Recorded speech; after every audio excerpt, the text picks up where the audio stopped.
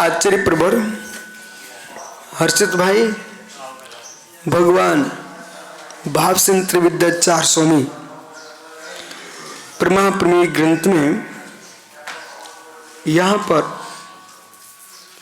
पृथ्वीज्ञान परोक्ष प्रमाण की व्याख्या कर रहे हैं। अब पृथ्वीज्ञान परोक्ष प्रमाण है। देखो बालको, ये ग्रंथ पूरा समझने का है, इसको रटने के लिए परीक्षा मुख है, पर इसकी परिभाषा तुमने रटनी तो परीक्षा मुख भी हो गया। अब ये विशेषता क्या दोनों में, एक में सीधे सिद्धांतों की प्रॉपर्टी है, एक में प्रश्न उत्तर करके समाधान करने की। जैसे कल ये भाई साहब आए थे ना, उनका क्या कहना था, उत्पाद द्रुक्तम सत सद्र लक्षण, युक्त शब्द का पता नहीं कहां ले जा रहे उसको, जबकि पर्यायी पर्यायवान होता है और अनादि नित्य पर्याय वो सादि नित्य पर्याय। तो अनादि नित्य जो पर्याय है वो ध्रुव पर्याय है। क्या है सामने से, इधर देखो ना भाई। तो अनादि नित्य, तो यदि हम अनादि नित्य व्यंजन पर्याय की बात करते हैं तो फिर मेरुवादी, समझे कि नहीं। सादी नित्य पर्याय की बात करते हैं तो सिद्ध पर्याय, वो संसार जीव अपेक्षा अनादि नित्य पर्याय की बात करते हैं तो अभव्य जीव के संसार दशा। इसको हम जानेंगे कैसे, ध्रुव पर्याय से जानेंगे। अब उनके साथ क्या दिक्कत थी, वे मात्र व्याकरणाचार्य, आगमों को अच्छे समझा नहीं है। जैसे कि एक विद्वान थे रीवा के, वो हमारे छठखंडागम में सुधारने की बात कर रहे थे। टीकम आए हमारे पास, हमने पंडित रहने दीजिए, बोले मैं अंग्रेजी करता हूँ। हमने आप अंग्रेजी ना करो, वो ज़्यादा अच्छा है, क्योंकि आपने अंग्रेजी अपने हिसाब से कर दी है, वो विदेश में जाएगी तो तुम्हारी अंग्रेजी को पढ़कर लोग समझ जैन दर्शन ऐसा है, क्योंकि तुम ही सीधे उल्टे हो। एक विद्वान सोलापुर में थे, वे हमसे शास्त्रार्थ करने आए, 8 दिन तक शास्त्रार्थ किया और 8वें दिन वे ऐसे करने लग गए। बोले हमको इतने श्लोक ज़्यादा याद नहीं है। हमने नहीं है तो इसके मैं आपका उपहास नहीं कर रहा हूँ, लेकिन आप आगम के विरुद्ध मत बोलिए। फिर वे बोले हम मराठी कर रहे हैं। हमने मराठी आप कर रहे हैं, पहले किसी को दिखा लेना। जितने भाषांतर करते ना तुरंत प्रभावित मत होना उनसे। बोले क्यों, तुम्हें भाषा का ज्ञान सिद्धांत का ज्ञान नहीं है, हमारे सिद्धांत अलग हैं। उसके लिए आचार्य अकलंक स्वामी से मिलो। हमारे आचार्यों ने व्याकरण का प्रयोग क्या सिद्धांतों में किया, हम अयुड़ वाले नहीं हैं। और कातंत्र की निंदा करने खड़े हो गए। अरे आपको ये कहना चाहिए बाल बोध है। जैनेन्द्र व्याकरण पर तुम विचार नहीं करना चाह रहे हो। बोले क्या जरूरत है, तो मतलब कि नहीं सुनो, मतलब कि तुमको जैनत्व के प्रति बहुमान नहीं है, तुम स्वार्थी टाइप के आदमी हो। होना क्या चाहिए, दूसरे की वस्तु उचित है, मानते हैं श्रेष्ठ है, हम प्रयोग कर रहे हैं, अपनी वस्तु का तो महिमा गाएंगे कि नहीं गाएंगे हम। इसलिए किसी से प्रभावित हो नहीं। कितने विद्वान धुरंधर राजा है, हमको ये समझना चाहिए है इस सिद्धांतों में कितना परिपक्व है। वो आरजी पधार रहे हैं, अब देखना उनको मैं समझाने वाला हूँ। अब कल हमने उनको सुना था, ठीक है, अब उनको तैयार होकर आना पड़ा। उनको बोला उस आदमी को लेके आए जो साथ में था। नहीं, कोई भी होने के लिए उनको लेके आए साथ में। तो जो पर्याय है, पर्याय वो पर्याय के बारे में समझना चाहिए। पर्येति पर्याय, जो परमन करे सो पर्याय, जो वस्तु की नित्यता को घोषित करा वो भी पर्याय। अवस्थित पर्याय, अनवस्थित पर्याय, अवस्थित पर्याय, अनवस्थित पर्याय। द्रव्य की ध्रुवता को बता रही है वो व्यवस्थित पर्याय है। द्रव्य की अनित्यता को बता रही है, वो अनवस्थित पर्याय है, अस्थिर पर्याय है। इसको दूसरी भाषा बोलो नित्य पर्याय, अनित्य पर्याय। इसलिए पर्यार्थिक नैके जो भेद किए 6 उसे समझना चाहिए, द्रव्यार्थिक नैके भेद के 10 उसे समझना चाहिए आप लोगों को। और बालक कितने धीमे अध्ययन हो, ये सब ग्रंथ हम पढ़ाएंगे आप सबको, ठीक है। अब जिनको बोध ही नहीं इस बात का, वो क्या समझा पाएंगे। एक सज्जन आए थे दुर्ग में, तो गंगवाल जी थे, वो लेके आए, बोले ध्यान ध्यान ध्यान, क्यों प्रशंसा कर, ध्यान ध्यान। हमने बिठाओ इनको, ध्यान दिखा दिया हमने। और जैसे मैं ज्ञानार्णव और तत्वानुसार ध्यान की व्याख्या की ना, वो व्यक्ति ने हाथ जोड़ लिए, बोले गुरुजी हमारे पास कुछ नहीं है, हम तो ऐसे बिठालते लोग सोम सोम करते रहते, वो सोम सोम करते रहते। इसमें जगत तो कहाँ फुर्सत है लोगों को अपने व्यापार से, उनको जितना समय मिल गया तुम्हारे पास आके बैठ गए, उन्हें लगा ध्यान ध्यान। बोला फिर मैडम एक दिन वो लेके आए थे मुझे ध्यान करवाने के लिए, बोले हमारे आज गुरुजी को ध्यान करवा दो आप। और जैसे आए फिर प्रतिदिन जब तक हम दुर्ग में रहे प्रतिदिन प्रवचन सुनने आए हो। बोले मेरे पास कुछ नहीं है जो आपके पास। तो ऐसा है कि बथुआ के पौधे के सामने गेहूं कह रहा है हमारी जड़ें देखो तुम। बथुआ के पौधे के सामने गेहूं के पौधा कह रहा है हमारी जड़ें देखो, देखो हम कितने हैं। अरे पगला तू एक बार तो मिल ले, तू अपनी जड़ें दिखा रहा, बांस की जड़ों से मिल ले, पीपल की जड़ से मिल ले, बरगद की जड़ से मिल ले, तो तुझे पता चले तेरी जड़ें कितनी मजबूत हैं। तुझे तो एक बच्चा से उखाड़ देगा लेकिन पीपल को हाथी नहीं उखाड़ पाता है। हाँ वो गेहूं सूख जा, समझ में आ गई ना, ऐसा तुम पक्के किसान हो। तो आइए मित्र, अब नन्नू जो है ना, ये बड़ा गजब का है नन्नू।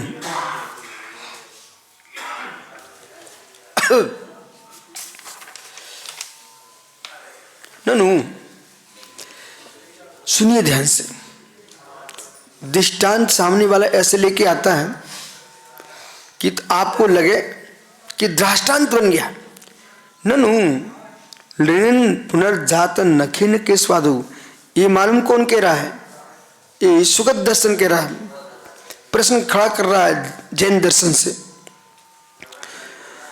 पृथ्वीज्ञान से भ्रांति दर्शनात् क्या किए, एक बार लरण पुनर्जातम नख के साधु, आपने उस तरह से न्यानी से नख निकाल दिया, केस निकलवा दिए, ठीक है, और नख केस तुम्हारे निकल गए, इसका पुनः आ गए, तो तुम क्या देखते, ये वही है, ये वही है, क्या ये वही है, क्या नहीं है ना, तो भ्रांति हो गई। इसलिए तुम्हारा जो प्रतिविज्ञान है ये भ्रांति खड़ी कराता है, ये प्रमाण नहीं है। ऐसा बौद्ध दर्शन जैन दर्शन के ऊपर प्रश्न खड़ा कर रहा है। समझ में आ रहा है मैं क्या बोल रहा हूं। बौद्ध दर्शन कह रहा है कि जैसे नख और केस इनको निकाल देने के बाद वे पुनः आ जाते हैं, तो ये लगता कि वही है पर वही नहीं होते। तो ये तो आपका प्रतिविज्ञानाभास है, भ्रम खड़ा कर रहा है, ऐसा वो कह रहा है। लेकिन ऐसा नहीं है, तो हमने उत्तर दिया। हम दूसरा भी उत्तर दे सकते हैं, अरे प्रतिविज्ञानाभास क्यों, हमारे प्रतिविज्ञान एक नहीं है। एक प्रतिविज्ञान में भ्रांति खड़ी कर सकते आप, लेकिन सदस्य प्रतिविज्ञान तो है, जैसा नख पहले से वैसा नख ये है, जैसा केस पूर्व था वैसा केस ये है, तो ये हम सादृश्य में ले जाएंगे। लेकिन एकदम भ्रांति भी कहना चाहे तो सुनिए, फिर अप्रमाण चेती तरही, वो कह रहा है अप्रमाण है, सुनो अप्रमाण, तो फिर क्या करें हम, अप्रमाणित चेत, यदि यह प्रमाण है, यदि यह प्रमाण है क्या? पृथ्वी ज्ञान। आपके दृष्टांत के अनुसार यदि यह प्रमाण है तो तरही यानी तो रज्जु से प्रादु प्रत्यक्ष से भ्रांति दर्शन। आप तो प्रत्यक्ष प्रमाण मानते हो ना, तो लेकिन रस्सी पड़ी हुई थी, दूर से तुमने देखा, तुमको तो सांप दिखता है, तो प्रत्यक्ष में भ्रांति हुई कि नहीं हुई? और यदि भ्रांति हुई है तो सर्वस्व प्रत्यक्ष अप्रमाणम से आती, तो क्या सभी प्रत्यक्ष प्रमाण हो जाएंगे क्या? अरे एक आदमी ने सांप में रस्सी देख ली प्रत्यक्ष में, सामने, आंखों के सामने, तो क्या सभी प्रत्यक्ष प्रमाण है क्या आपके यहां?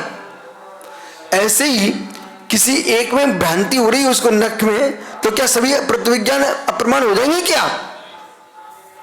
ऐसा अति प्रसजिते, तो फिर अति प्रसंग आ जाएगा। सादृश्य त्रिवेदमिति तस्मिन्नेव तत्सर्वोत्तम इत्यादि प्रतिविज्ञान भाषा। हाँ, प्रतिविज्ञान भास क्या होता है?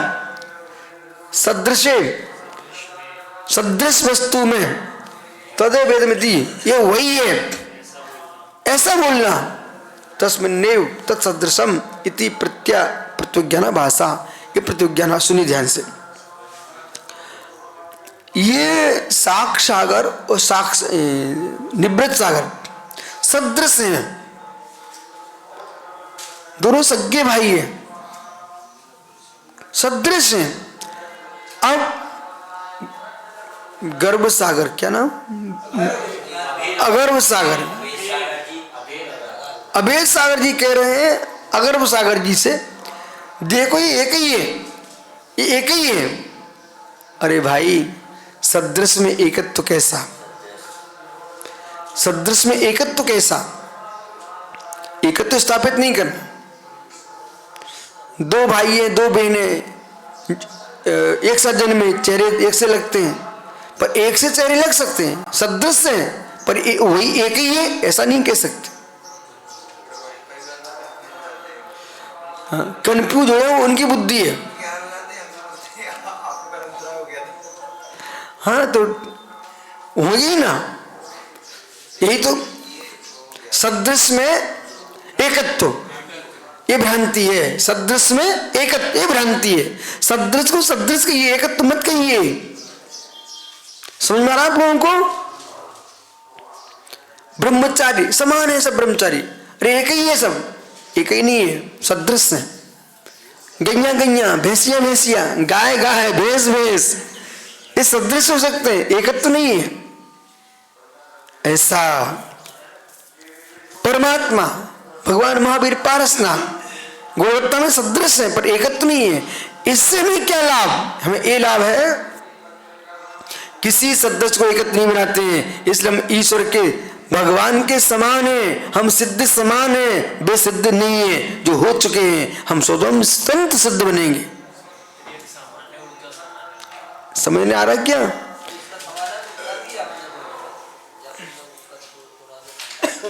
कर दिया ना।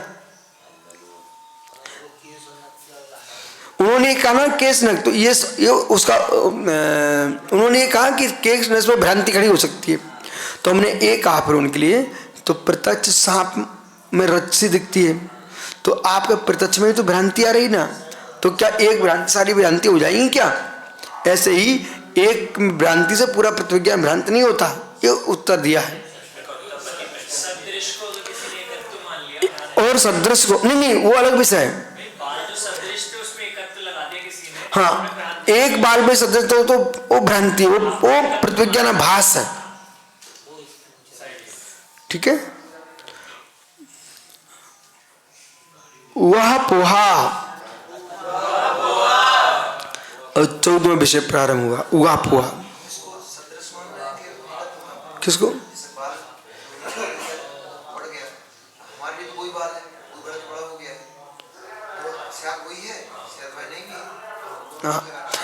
ऐसा है ना, जिसने यहां से निकलने को अभाव रूप मान लिया, उसके लिए वो बाल नहीं है, पर बेही जड़ें हैं जो ऊपर आ रही हैं, इसलिए वो ही है। और सामान्य आदमी है, उसको बुद्ध को समझा रहे हैं, बाकी तो तुम ठीक कह रहे हो, वो ही बाल है। अंदर जड़ के पेचा देखें तो बोई बाल है, लेकिन बोई बाल नहीं है, कोपल दूसरे आ गए। जैसे वृक्ष की पत्ते झड़ गए, डाली वही है इसलिए तुम बोई देख रहे हो, पर पत्ते भिन्न हो गए इसलिए वो अलग ही है। धारावाहिक तो उसमें शब्द जोड़ना पड़ेगा। आप में धारावाहिक तो संतान दृष्टि से एकत्व तो है, लेकिन भिन्नत्व भी है। ऐसा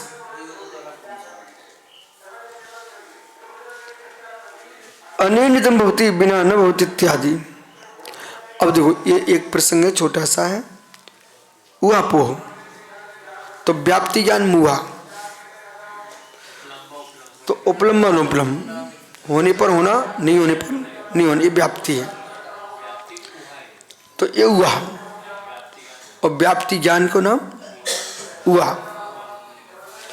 अनेन इदम इससे यह होता है, भवति बिना न भवति इससे होता है, इसके होने पर होता है, इसके नहीं होने पर नहीं होता है। यथात्म ज्ञानम, उसका यथात्म ज्ञान उगापोहा, इसका नाम उगापो चल रहा, उगापो। इच्छित प्रतिपालन न सर्वेशम प्रीति, इच्छा सर्वेशम द्वेषा। अब दृष्टांत क्या दिया, इच्छित इच्छा प्राप्ति पाले न प्रतिपाले न। अरे यतन सागर जी है, ये सुबह 8 बजे आहार करना चाहते, और हमने ठीक चले जाओ, कितने अच्छे गुरु मिल गया, ठीक है। कहते भैया अभी सुबह से कोई आहार होता है क्या, लोग अभी सो के जगह होंगे। अरे यार कैसे गुरु मिले हैं भगवान, अगले भाव में ऐसे गुरु कभी ना मिले, तो देश हो गया। अच्छे चला दो, कम चलाओ, सर्वासार को अच्छे गुरु मिले हैं, उतना अंतरा मंत्र हो जाए, भगवान कौन सा पाप किया था ऐसे गुरु मिल गए, चलाते ही रहते, कौन नक्षत्र में जन्म लिया था हमने। तो सर्वेशम प्रीति, इच्छा दिखाते न सर्वेशम द्वेषा। देखो नीति भी सिखा रहे हैं, न्याय भी सिखा रहे हैं, तुम इसको नीति में लगा सकते हो। इच्छा विभाग सर्वेशम द्वेषा, जैसा सत्यार सागर है, वे मनीष को चाहते हैं, जब भी हाथ होता है तो मनीष जाए हमारे साथ, और मैं और कहीं मनीष के बाद इनकी आंख जाती है अच्छे के पास, और यदि मैंने लगा दिया अपने गांधी जी को, फिर देखो चेहरा इनका, पर ये नहीं समझते कब कौन काम में कौन सी गली में मिल जाएगा। तो ये इच्छा में सर्वेशम द्वेषा, बताओ हमने कौन अपराध किया था, बताओ क्या चाहते आप, ठीक है। तो सर्वेशम द्वेषा इत्यादि तद विपरीतम तदाभासम, इसे विपरीत तदाभास।